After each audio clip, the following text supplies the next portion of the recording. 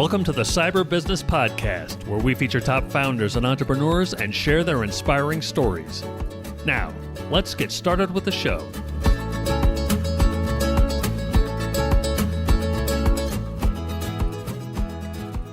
Matthew Connor here, host of the Cyber Business Podcast. Today, we're joined by Fletus Poston III, Director of Security and Systems Architecture at 3D Systems Corporation. Fletus, welcome to the show.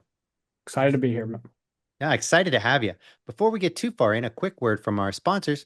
Hackers are getting smarter. Is your security keeping up? CyberLink sells industry-leading AI-powered cybersecurity solutions that detect threats in real time, so you know about an attack before the damage is done, not after. Learn more at cyberlinks.com. That's cyberlynx.com. Now back to our show. Fletus, for those who aren't familiar, can you tell us about 3D Systems Corporation and your role there as Director of Security and Systems Architecture? Sure.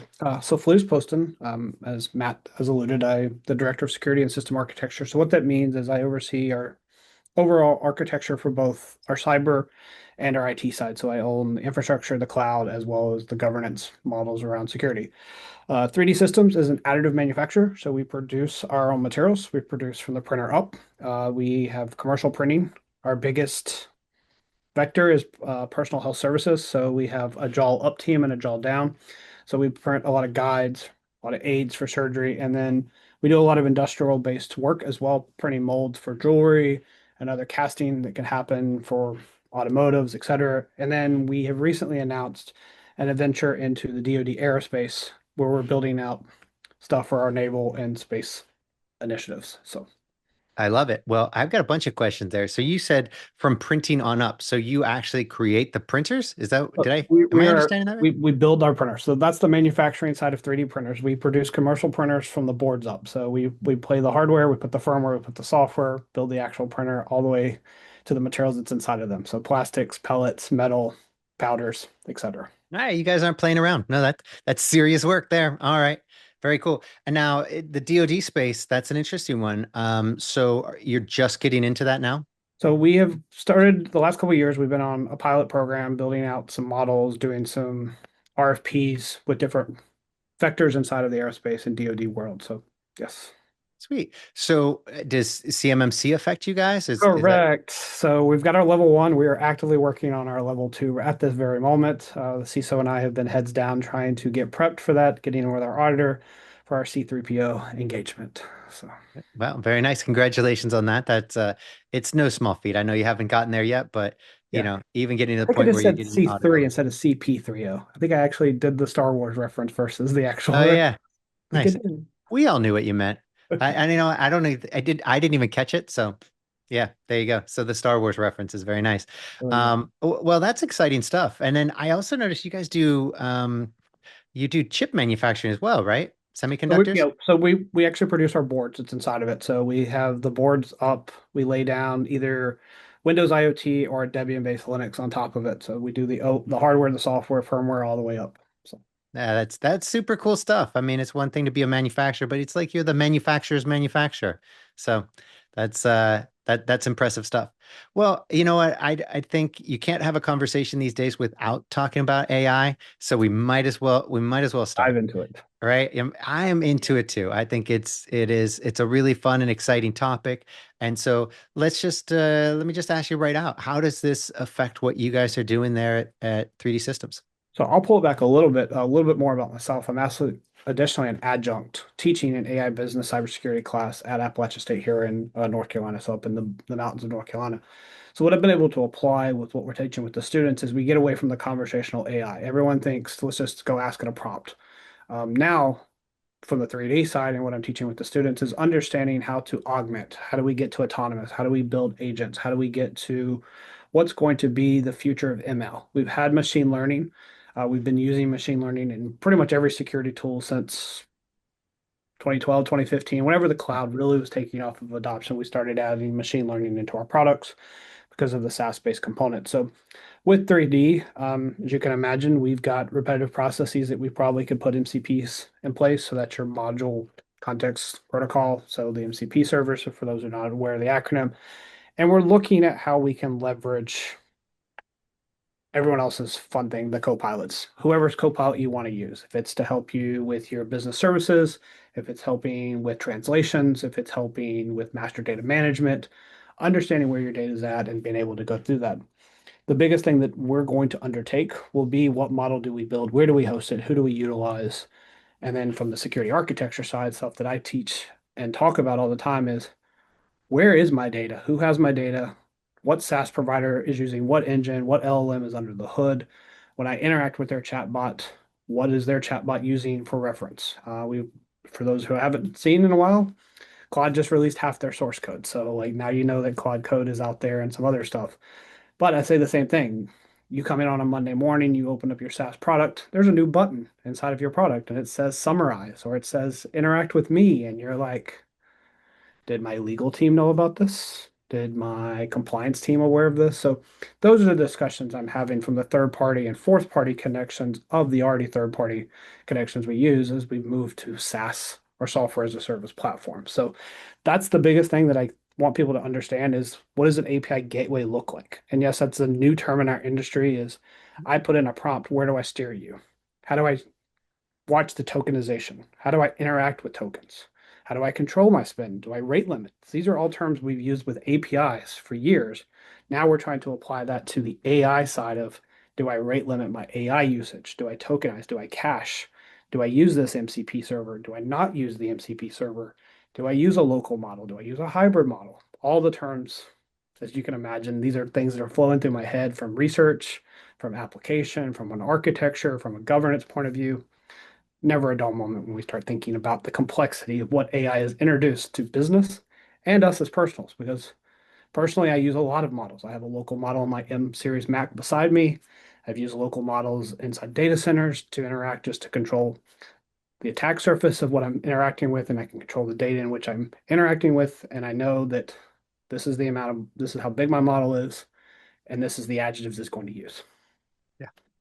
No, I think that's what you've got to be looking at now. I mean, it's not a simple matter of just do I use Claude or Gemini or whatever. It is far more intricate than that. That is not the only question. It is part of the question or one of the questions, but there are so many more that you have to look at when you start looking at implementing AI in your organization.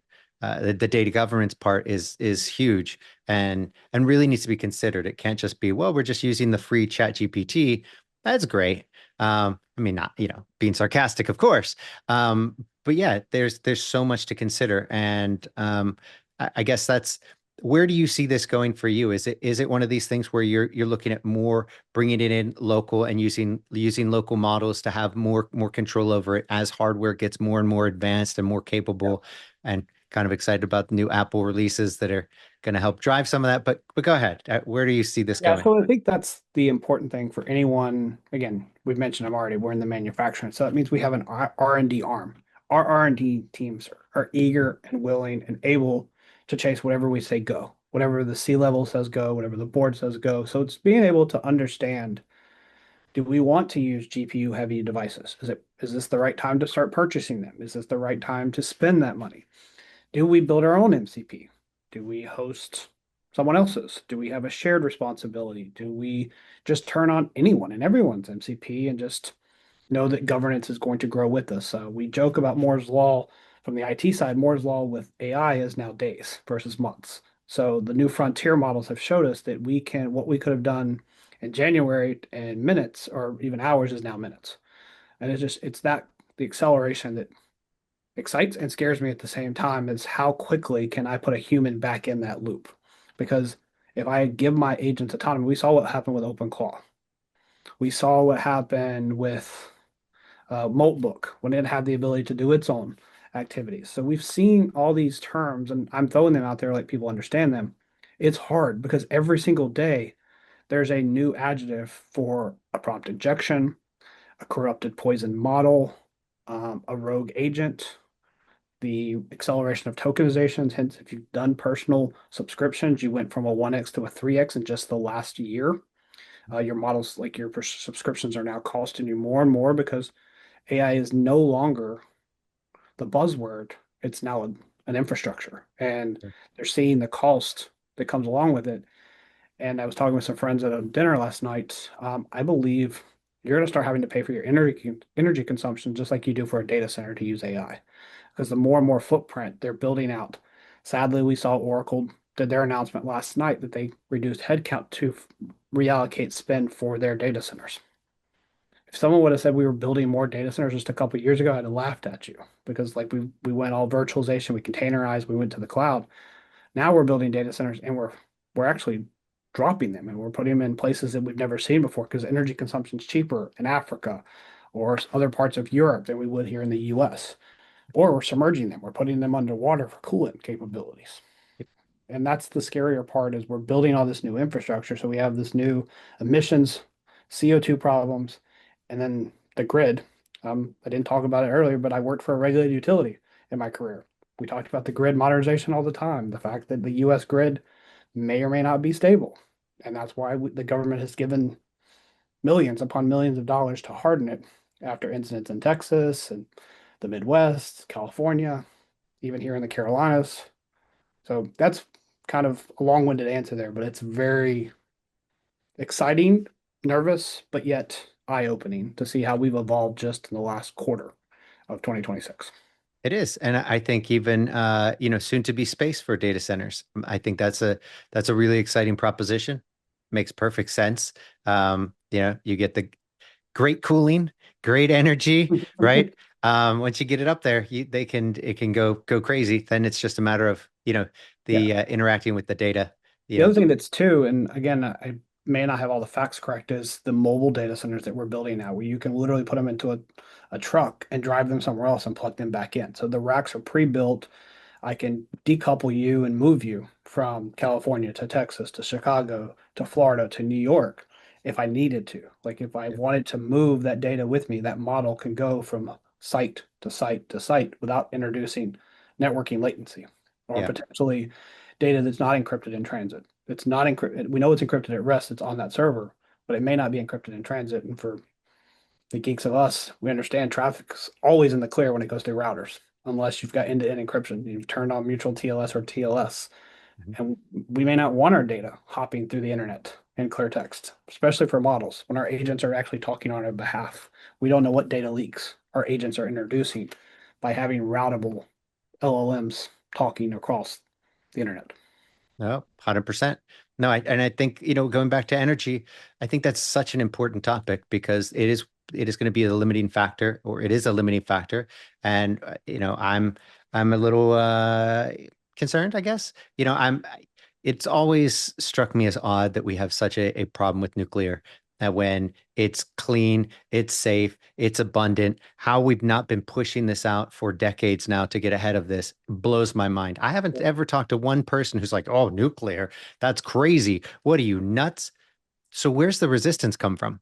There's something that I'm It's a missing. regulatory issue, and it takes a decade, or at least it used to, or more just to get approved, and then another decade to build it. So it's 20 years in the making, and most companies aren't willing to wait 20 years to build. Yeah. It's probably quicker now, but those were the numbers back in the day. Yeah, and now you've got these very cool, much more portable, smaller, reactors that are safe, can power a town, can power a data center. You don't need to build a massive, facility like we had to in the past. So for me, I don't understand why that isn't being fast tracked. And maybe it is. Maybe I just don't know. Yeah. But I think that's one of those things that we should be pushing out in, regulatory should be fast tracking that, and we should be getting that everywhere because at some point the rubber's going to hit the road here, and it's going to be a problem where people's energy bills are going to be going through the roof because, well, we're consuming all the energy in these data centers, and we don't have the kind of energy that China does. And so they've got much more solar, they've got much more wind, they've got much more nuclear. And they've got much more coal, so we're way behind, in terms of energy. So for me, I think that's the big one. So yeah, if we move it to space, cool. That I don't know when exactly that's going to happen, but getting those data centers in space certainly helps out a lot on the energy side, and it makes a lot of sense. It's a far more efficient place for it, Yep. assuming that you've got the proper backhaul, for the data.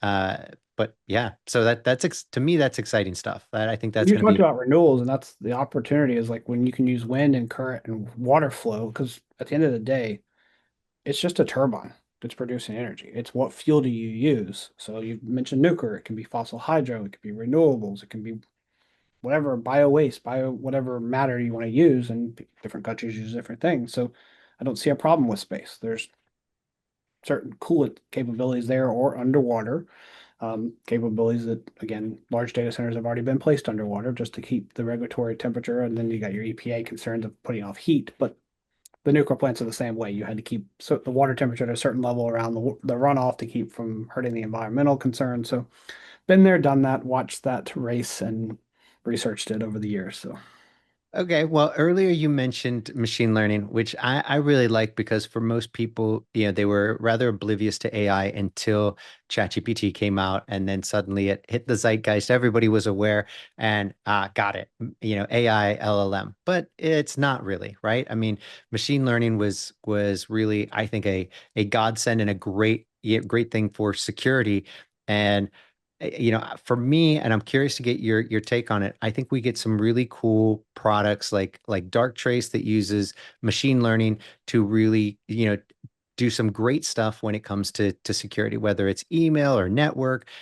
Fantastic, way better than the traditional, way better than let's say bolting on an LLM, which isn't really the kind of that efficient, and on top of that opens up all kinds of issues like prompt injections, especially when you're talking about email security. So I'm kind of curious your take on that, when it comes to, because you already mentioned the machine learning. What's your take on kind of the division and the use of the right yeah. AI models for the right job? Again, we keep using AI like everyone assumes it, and we did pretty well 3 years ago. AI has been around for as long as we can talk. I mean, there's been artificial intelligence. The intelligence piece is still to be determined, but that's where like heuristics and machine learning and baselining came into play. Machine learning is there mainly to help with our data analytics. Without machine learning, we would have no analytics. We would not be able to run R and Python and visualization tools without something that could literally run through and churn to normalize data for us, because that's all it's doing is normalization. LLMs on the other side are doing temperature checks. They're learning to understand what you and I as a human are using. I used to explain all the time.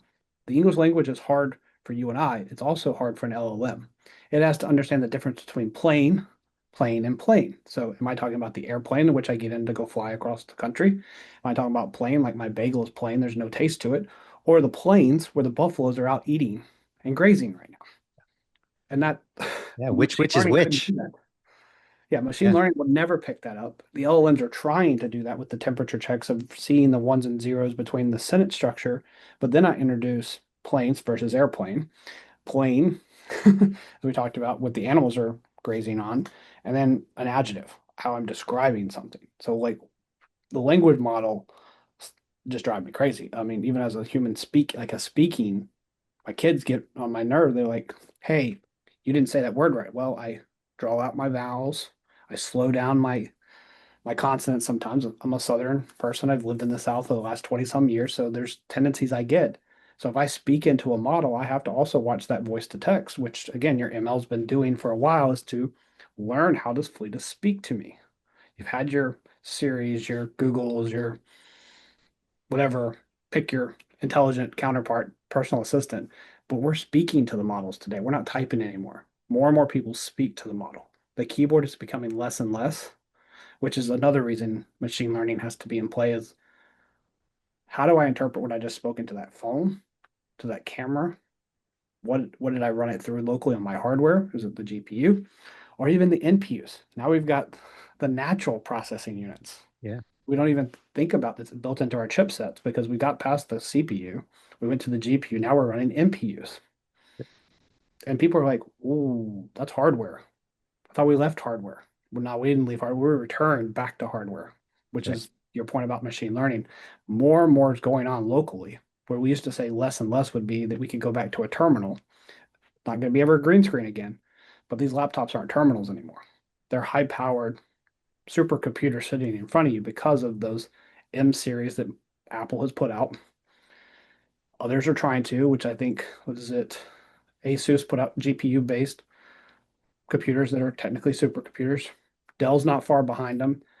What was it? Lenovo put out their entire thing at Consumer Electronics Show around what they're doing with it. So all the hardware models have figured out I have to play in this world and I have to play quick. Yep. So all my 1 RUs, 2 RUs, 3 RU boxes have to be small factored because the chips have to be stacked now and laying side by side. Gets back to that rack on the wheels, rack on a train, rack on a shuttle, wherever you put the rack, it's got to be able to go somewhere. Yeah. Well, I think that's the future. I think, yeah, as you kind of pointed out, it went from desktop to cloud, and now it's coming back, and I think for good reason. That when your AI can be right there in your phone, right there on your computer, the thinking, the processing, the data storage can all happen locally. It's faster, it's better, it's safer. That's what you want. I mean, you don't want everything to have to go back to a data center to get that. First of all, it's just going to be slower. It's going to be There's so much more risk inherent in it. You don't know where the data is. You Can you prove that your data is separate and being that's a tough one. Like they say it is, but is it? Like, how do you prove that? Right. And the other So thing that too that we don't think about is, again, we're getting into technical terms, the teraflops. Well, the first mainframe was like 0.5 teraflops. This mhm. iPhone 17 is like 1700 teraflops. Like just the phone that I'm holding up here can run that much more processing. And you're like, okay, let me go look up teraflops. Well, it's the speed of how which it can process data. What that phone, and we just saw a launch yesterday. We had NASA just did another. NASA wants the first thing on less lines of code than most of our basic apps that we run. Like Way less. your Notepad app has more lines of code than the first shuttle launch. And people are like, Yep. that's crazy to me. Way more. Yeah. It's just a simple application on a phone. And we wrote the entire schematics of a launch sequence to detach and turn around and come back. Yeah. Yeah, it was something tiny. I mean, we should look that up. I should know, but it's something ridiculous, like 32 kilobits. I mean, Yeah, it's it would have fit tiny. on like a few sheets of paper. Like if you would have wrote the code out, it fits on paper. Where one app here would be a ream of paper, which Yeah. is, and that's a simple app of just doing note processing Yep. for your No. calendar. Yeah, absolutely. It's fascinating, and I think that makes it really exciting because that opens up new frontiers for us, new possibilities. I mean, now you can have let's just since we're talking iPhone, your Siri can be super powered. I look forward to the day where Siri can listen in on your phone call locally, keeping it all there. And so when that scammer calls up grandma and grandpa and is like, Siri can be like, look, this is not, Grandpa Matt, this is not Microsoft who called you. This is a scammer. You should hang up now. Oh, thanks, Siri. Go ahead. And boom, done. Right. Or I it'll do it mean, for you. It'll screen the call. It'll take the first 10 to 15 seconds of the call, figure out if it's actually Matt calling because it's already learned your tendencies of your voice. Because yep. that gets into the whole other thing of deep fakes, voice cloning, which we could talk about if we wanted. But like to Well, your point, let's. having that capability is good. But so we're talking about that. I did a fully remote job a few years ago. I literally didn't meet my CISO until about 2 years in. So I asked him, how did you know I was a human? Because for a while we didn't use cameras. Like I interviewed you, I turned on a camera, but the day when I started, I didn't turn my camera on. I probably worked for a few weeks before I finally turned on my camera for certain meetings. Am I the right person you interviewed? Am I the right person you started with? And have I been working in the geolocation which you hired me? We won't get into North Korea, but that was a whole thing that they did. They had call Yeah. centers of people that would get hired, immediately take us a laptop, sit in a call center, use Fever and others to do the software development work. Never knew what level developer they were. Mhm. They would have AI every morning, listen to the call, summarize it. Well, Matt says he likes black coffee. So when I send my summary report, how was your cup of coffee this morning? Matt, did you put your sugar? Oh, no, you're a black coffee. I heard you say that this morning. AI did that for them. Yep. And that's how you get back into this voice cloning and deep fakes and virtual assistants. Is the problem is our HR systems aren't ready for that. Like our HR systems don't understand who a person is anymore. ATS is never going to work the way it's supposed to because everyone does an AI generated resume. So if I put a human resume in, you're going to throw me out. Yeah. Or you have an AI agent grade the AI agent who scanned me to tell the AI agent I was right. Yes, I said AI agents. The human was not in the loop on any of that process and it scored me and maybe even interviewed me. That Yeah. first phone call would have been preset questions. It calls me, I asked a question, it thanks me and asks me the next one. It was not even a human who did my screening call. Yep. That's where we're moving to. And that's where people say, I'm losing my job. No, I'm taking the task away that Matt and Fletus should not have been doing in 2026. Yeah. That's it. It is. It's like, I'm not a data processor. I'm not going to be a data processor. Let the computer do that. I don't need to build documentation because that's not the human strength is to build documentation. Workflows, probably again, my page file is smaller than yours. Like I'm going to run out of space before I can get it documented. Let you build it. That's why we've got all these. So yeah, we can go on and on about that one, but like I tell my kids all the time, do a one-time challenge with me. If you ever feel like me and you are on this podcast right now, my voice is now going to be on the web again. Your voice is on the web again. Anyone could say, "This is Matt. I need money." Click, and you may or may not need money, and all of a sudden you wired it. Like that scammer from Microsoft or your grandson's locked away in Mexico may actually sound like your grandson in Mexico. So Yeah. having challenge phrases of, and I'll give you mine. I ask the AI, so I'll have to change it after this call, but where's my car parked? AI is going to say driveway, the garage, the parking deck. And my answer, and this isn't the real answer, is like purple dinosaur 1242. If I don't say purple dinosaur 1242 for that question, it's not your dad. It's not your husband. It's not your grandson. Yeah. It's a question going back to my temperature check that an AI is going to answer, and it's going to answer it wrong Yep. every single time. And even if it did learn this call, it's probably still gonna. I'm an anomalous in that temperature check. It's still not gonna know that the car can be parked in purple dinosaur, whatever I said, 1242. Yeah. Yeah. No, I do think that's really, the challenge password, from centuries ago is perfect. It works. It can't be defeated, right? But it will defeat that deep fake. And I think the challenge, and that's great for those calls that come in, the video calls that come in. I think the real challenge becomes the individual IP, right? So being able to, when deep fakes take somebody or somebody takes another person's likeness, they do deep fake, on it. That should be, something that there needs to be a way of one prosecuting those people, for whatever it was. And there needs to be a way of kind of detecting these deep fakes.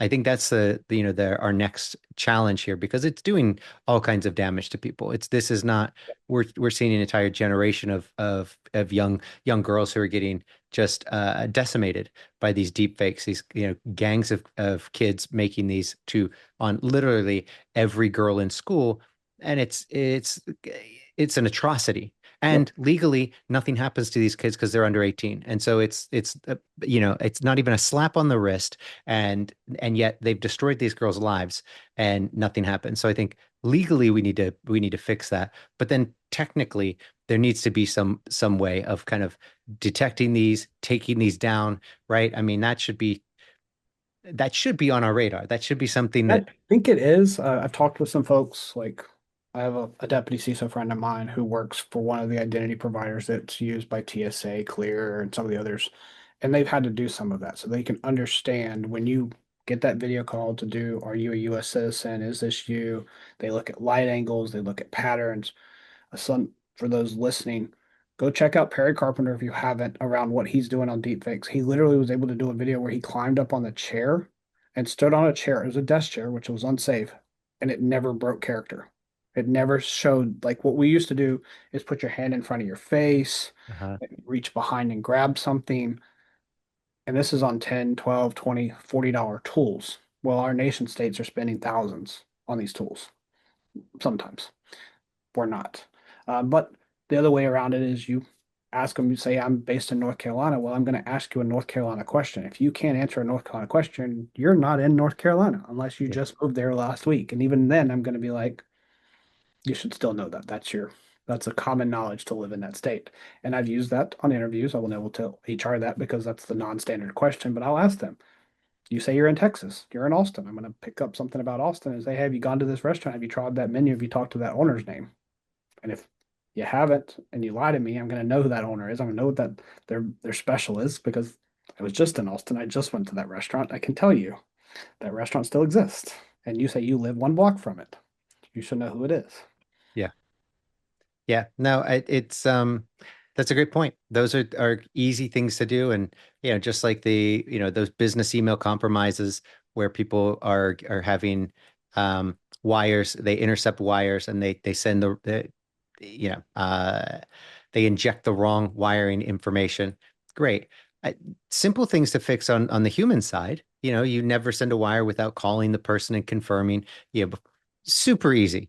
But how many millions, if not billions of dollars did we lose to, before people really started learning that lesson? Oh, it Um, was a ton, and that's why we got to the two-person process, the three-person approvals, and it was always said for collusion. No, it's also just to keep the honest person honest and you from making an honest mistake. Because what was it the Hong Kong three-person board where they wired what 32 was it 32 million off for a deep faked Zoom call, and it looked like it was all the board people and the right people, and they did it.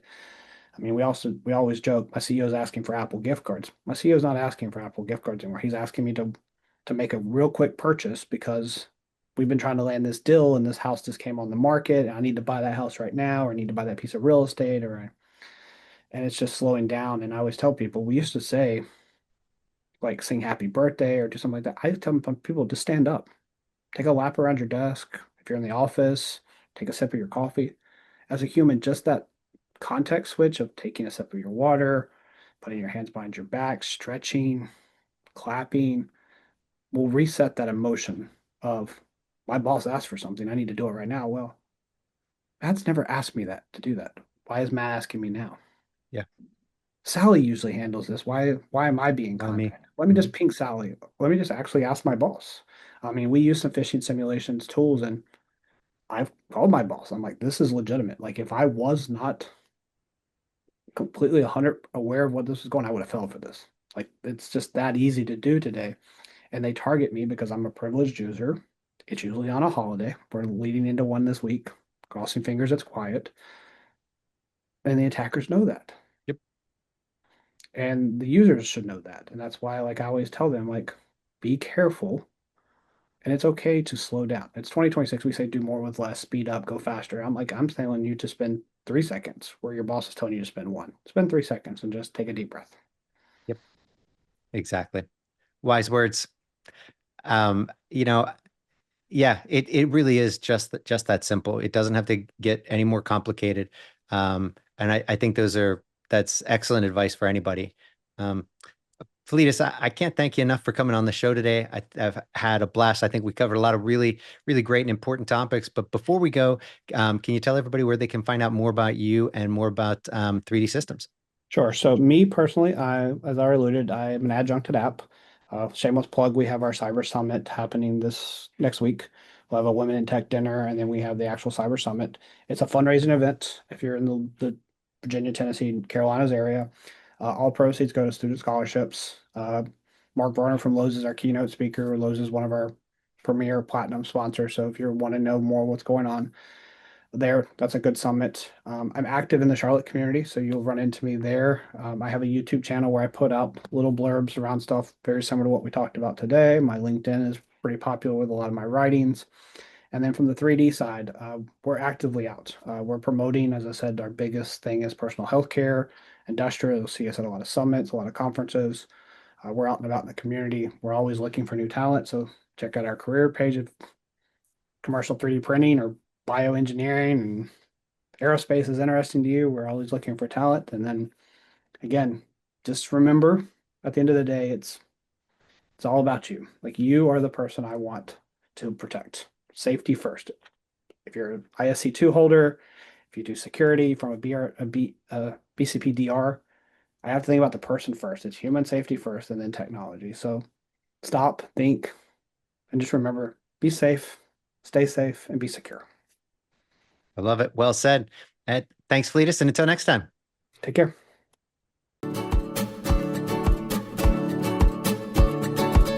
Thanks for listening to the Cyber Business Podcast. We'll see you again next time, and be sure to click subscribe to get future episodes.